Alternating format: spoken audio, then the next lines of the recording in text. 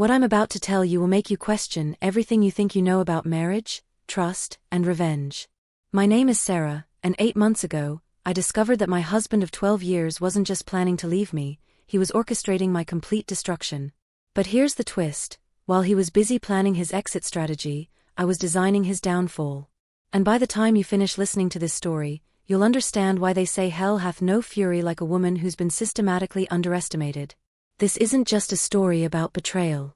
This is a masterclass in strategic thinking, patience, and the kind of revenge that doesn't get you arrested, it gets you everything.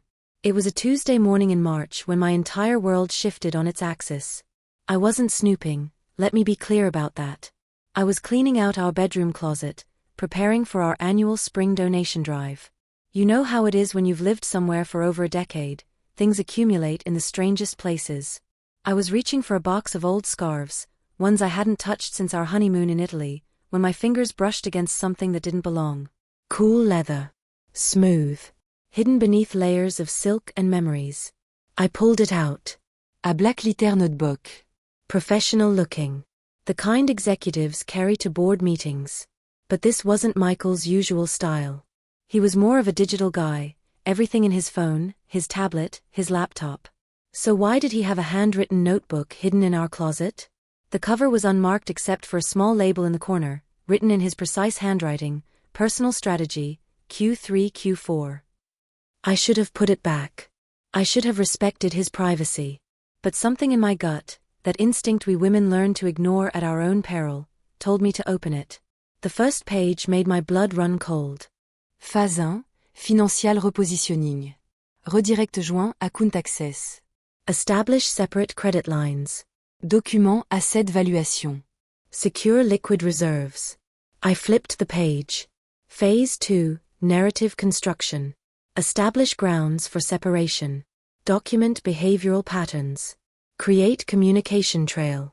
Prepare character witnesses. My hands were shaking now. This wasn't a business plan. This was a divorce strategy. My divorce strategy. Written by my husband. Without my knowledge. But it got worse. So much worse. Phase 3, Custody Leverage. Document parenting inconsistencies. Establish primary caregiver status. Prepare psychological evaluations. Note, custody for negotiation power, not intent. We don't have children. We'd been trying for years. The fact that he was planning to use our infertility struggles as leverage in a divorce I didn't even know was coming. I had to sit down on our bedroom floor. Phase 4, Exit Execution. Mediate to avoid court costs.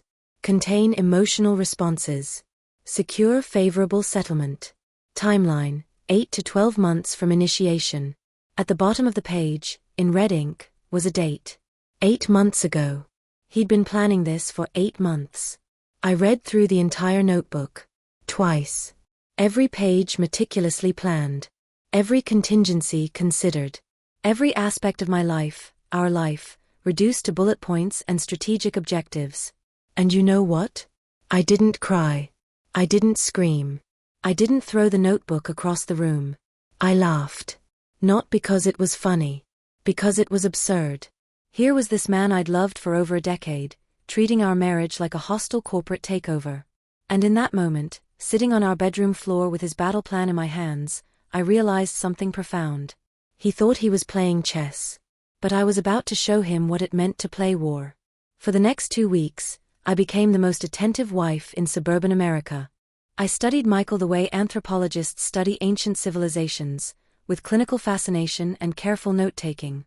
I noticed everything. The way he checked his phone at exactly 7:15 every morning, but only when he thought I was in the shower. The new cologne that appeared on his dresser, not the woody masculine scent I'd given him for Christmas, but something lighter, younger. The way he'd started staying late at the office on Thursdays, always Thursdays, when his company didn't typically work late. Sam from accounting, he'd say when I asked about the extended hours. We're working on a big project. I'd smile and kiss his cheek. You work so hard, honey.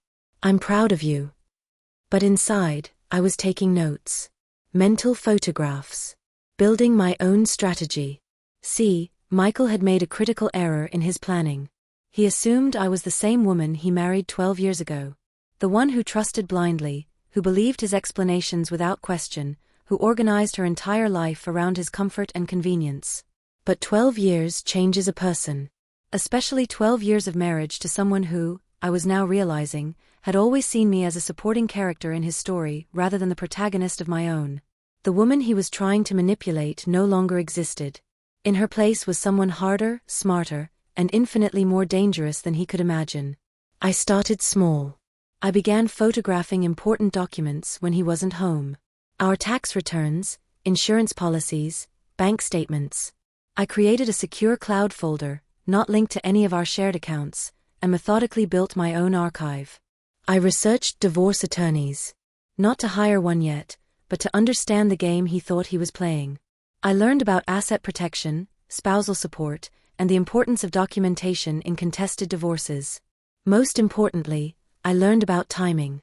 Michael thought he had the advantage because he'd started planning first. But he'd made the classic mistake of underestimating his opponent. While he was focused on his exit strategy, I was preparing for total war. The art collection was my first major move, and it taught me everything I needed to know about the psychology of deception.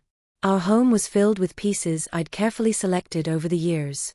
Michael saw them as decoration, pretty things that made our house look sophisticated when his colleagues came for dinner. But to me, they were investments, legacy pieces, windows into worlds that expanded my soul when marriage felt suffocating. There was a small Picasso sketch my mother had left me. A contemporary sculpture from an up-and-coming artist I'd discovered at a gallery opening. A series of photographs by a local artist who'd since become internationally recognized. Individually, they were beautiful. Together, they represented nearly $250,000 in assets. Assets that Michael had probably already catalogued in his little black notebook. I started with the Picasso. During one of his late nights with Sam from accounting, I contacted a preservation specialist. "I'm concerned about humidity damage," I explained. "Could you evaluate it for restoration?" The specialist came on a Saturday morning while Michael played golf. Professional, discreet, convincing. If anyone asked, he was there to assess conservation needs. What he actually did was carefully remove the piece and transport it to a climate-controlled storage facility in Vermont. The next week, I repeated the process with the sculpture. Insurance purposes, I told Michael when he noticed it was gone. They needed to photograph it for our updated policy. He barely looked up from his tablet. Good thinking. By the end of the month, 3 of our most valuable pieces were safely secured in locations he'd never think to look. To anyone observing our house, it simply looked like we were doing routine maintenance and insurance updates. But I wasn't just protecting assets. I was learning how easy it was to lie to someone who wasn't really looking at you. Michael was so focused on his own deception that he'd stopped paying attention to mine. It was a revelation that would change everything. I found out about Rebecca purely by accident. I was picking up Michael's dry cleaning, a weekly ritual I'd somehow inherited early in our marriage, when I noticed an unfamiliar ticket in his jacket pocket. Not a restaurant receipt or a business card. A theater ticket. The Glace Ménagerie, Yttried. March 15th, 8 p.m. Orchestra seating. March 15th had been a Thursday. One of his late nights with Sam from accounting. I kept the ticket and said nothing. That weekend, I researched the production. Small theater company downtown. Local actors. And there in the cast list, I found her, Rebecca Martinez, playing Laura Wingfield. I studied her headshot on the theater's website. Mid-20s, dark hair, expressive eyes. Beautiful in that fresh, uncomplicated way that makes older women want to simultaneously mentor and murder. For 3 days, I debated what to do with this information. Part of me wanted to confront him immediately. Part of me wanted to hire a private investigator and document everything. But then I remembered something my mother used to say, never interrupt your enemy when he's making a mistake. Instead, I bought my own ticket to the following weekend's performance. I sat in the 3rd row, center stage. Close enough to see every expression, every gesture, every moment of the performance that had captured my husband's attention. She was good. Not exceptional, but competent. She had presence, vulnerability, the kind of earnest intensity that reads well under stage lights. But more importantly, I watched her during curtain call. The way she scanned the audience, looking for familiar faces. The way her smile brightened when she spotted someone in the back rows. I turned to follow her gaze and saw him. Michael. Applauding enthusiastically, his face lit up in a way I hadn't seen in years. In that moment, I understood something crucial about my husband's midlife crisis. He wasn't just leaving me for another woman. He was leaving me for a version of himself he thought he could reclaim through her youth and admiration. It was pathetic. And it was exactly the leverage I needed. I became a forensic accountant of my own life. Every receipt, every bank statement, every credit card charge went into my private files. I documented patterns, the expensive dinners on Thursday nights, the charges to jewelry stores I'd never visited, the hotel bookings in our own city. But financial evidence was just the beginning. I needed more. I started recording conversations. In our state, one-party consent laws meant I could legally record any conversation I was part of. I bought a small digital recorder and kept it with me whenever we talked about finances, future plans, or his work schedule. I might need to travel more this year, he mentioned over breakfast one morning. Really? Where to? I asked, activating the recorder in my pocket. Los Angeles. Portland. Some new client opportunities. I knew he was lying.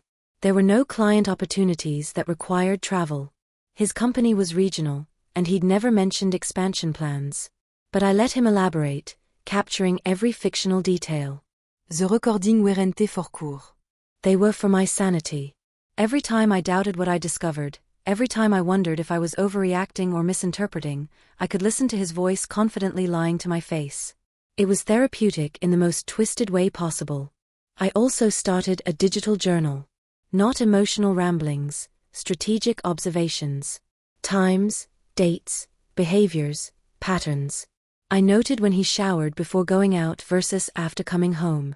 I tracked his moods, his phone habits, his sleeping patterns. What I discovered was a man living a double life with military precision. He had schedules, routines, and protocols for managing his deception. It was almost impressive if it wasn't so personally devastating. But his precision was also his weakness. Predictable patterns are exploitable patterns. And I was getting very good at exploitation. The dinner party was Michael's idea. Let's have people over, he suggested in early May. We haven't entertained in months. I knew exactly why he wanted to host. Nothing says stable marriage like a dinner party with family and friends. It was part of his narrative construction, creating evidence that our relationship was normal right up until the moment he decided to end it. I agreed enthusiastically. What a wonderful idea. Who should we invite? We settled on 8 people, his parents, my sister Claire, 2 of his colleagues, and a couple we'd been friends with for years. I spent a week planning the menu, shopping for ingredients, preparing our home for what Michael thought would be a performance of marital bliss. What he didn't know was that I was planning a performance of my own. The evening started perfectly. Michael played the attentive husband, complimenting my cooking, refilling wine glasses, telling charming stories about our recent date nights, which I knew he'd actually spent with Rebecca. During the main course, he raised his glass for a toast. I want to thank Sarah for this incredible meal and for being such an amazing partner. Here's to new beginnings and exciting chapters ahead. Everyone smiled and applauded. My sister squeezed my hand affectionately. His mother beamed with pride.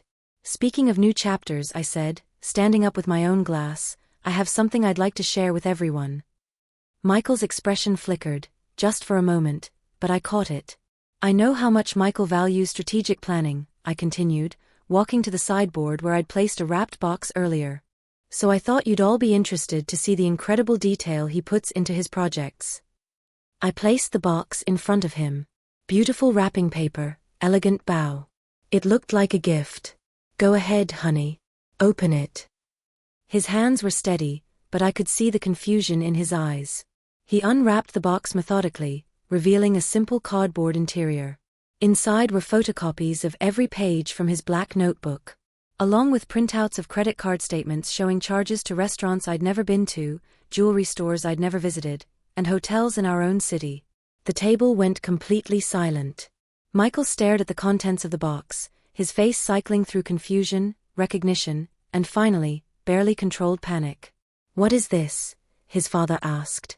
This, I said, my voice steady and pleasant, is Michael's 8-month plan to divorce me. Complete with financial strategies, timeline, and character assassination techniques. I thought you should all see what methodical planning looks like. My sister dropped her fork. The sound of it hitting her plate seemed to echo in the sudden silence. Michael finally found his voice. Sarah, this isn't what it looks like. Really? I sat back down, taking a sip of wine. Because it looks like a comprehensive strategy for ending our marriage while maximizing your financial position and minimizing mine. But please, explain what it actually is. For 20 minutes, he tried. He called it hypothetical planning. Worst-case scenario preparation. Something he'd found online and was adapting for a friend. But every explanation made him sound more desperate, more guilty, more pathetic. His colleagues excused themselves first. Then his parents, his mother shooting me a look that could have frozen fire. My sister stayed to help clean up, her face a mixture of shock and admiration. How long have you known? She asked as we loaded the dishwasher. Months, I said. And this was just the beginning. The week after the dinner party was when Michael's carefully constructed world began to collapse. He tried damage control first. Flowers appeared on our kitchen counter. Expensive ones. The kind he used to buy when we were dating, not the grocery store arrangements that had become his standard apology gift over the years. We need to talk, he said when he got home from work on Monday. Do we? I was reading a book, curled up in the living room chair where I'd spent so many evenings waiting for him to come home from his fictional overtime. Sarah, I know how that notebook looked, but... Michael, I interrupted, not looking up from my book, I filed for divorce this morning. The silence was absolute. You what? I filed for divorce. My attorney submitted the paperwork at 9 a.m. You should receive official notice by Thursday. He sat down heavily on the couch. Sarah, please. Can we just talk about this? We've been talking for 8 months, I said, finally meeting his eyes. The difference is, now I know what you were actually saying. Over the next hour, he deployed every strategy from his notebook. He tried to control the narrative, we've both been unhappy for a while. He attempted to make me the emotional, unstable party, you're not thinking clearly. He even suggested mediation, we can work this out without lawyers. But I'd spent months preparing for this conversation. Every argument he made, I had a counter-argument. Every manipulation technique he tried, I'd already anticipated. I know about Rebecca, I said finally. He went very still. Who? Rebecca Martinez. The actress. The one you've been seeing on Thursday nights when you're supposedly working late with Sam from accounting. I don't know what you're talking about. I pulled out my phone and showed him a photo I'd taken the previous weekend. Him leaving her apartment building at 11:30 p.m., looking around carefully before getting in his car. I hired a private investigator, I lied smoothly. After I found your notebook. Amazing what you can discover when you actually start looking. The truth was, I'd taken the photo myself. I'd followed him one Thursday night, parked across the street, and waited. It was surprisingly easy when you knew where someone was going. But Michael didn't need to know that. Let him think I had professional help. Let him wonder what else I might have discovered. Sarah, please. She doesn't mean anything. It was just a distraction while you planned to destroy my life? He had no answer for that. Here's what's going to happen, I continued. You're going to move out by the end of the week. My attorney has already prepared a separation agreement based on the asset division you so thoughtfully planned out in your notebook.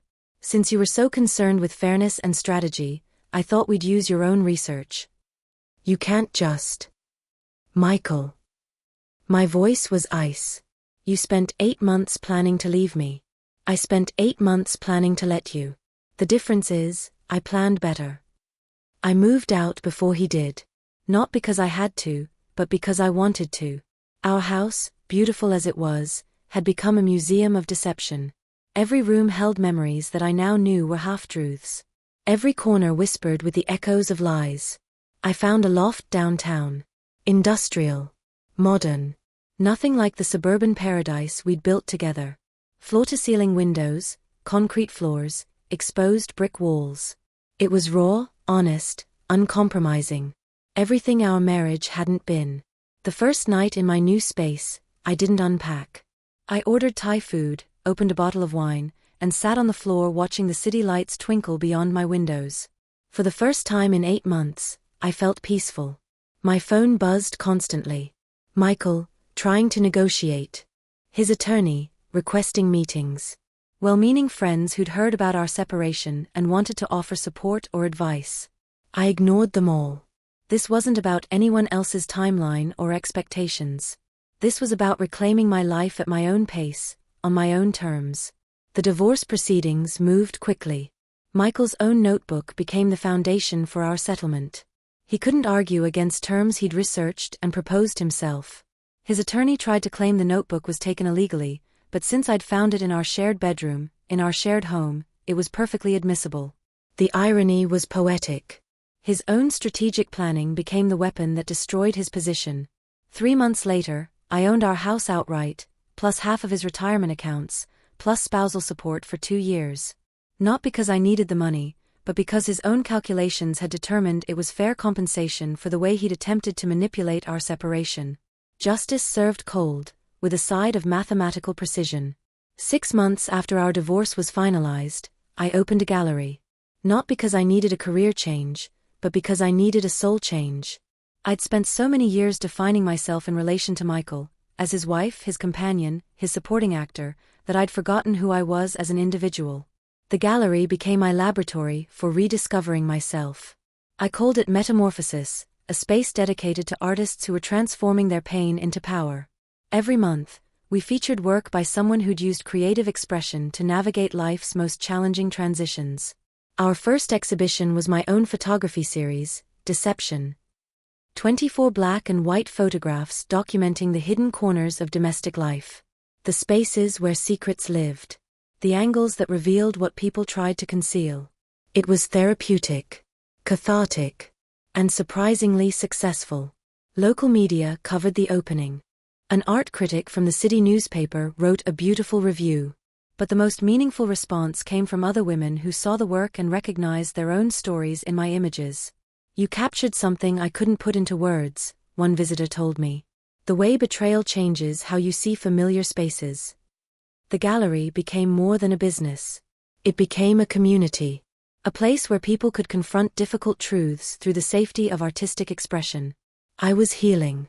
Not just from Michael's betrayal, but from years of making myself smaller to fit into someone else's vision of who I should be. A year after our divorce, Michael sent me a letter. Not an email. Not a text. A handwritten letter on expensive stationery. 3 pages of careful penmanship that arrived on a Tuesday morning with no return address. I almost threw it away without reading it. But curiosity won. I made coffee, sat in the morning light that filled my loft's main room, and read his words. He missed me. He'd made a terrible mistake. He'd been going through something, and hadn't known how to handle it. Rebecca had been a symptom, not the cause. He'd been scared of growing older, of feeling irrelevant, of losing his sense of purpose. It was a beautiful letter. Eloquent.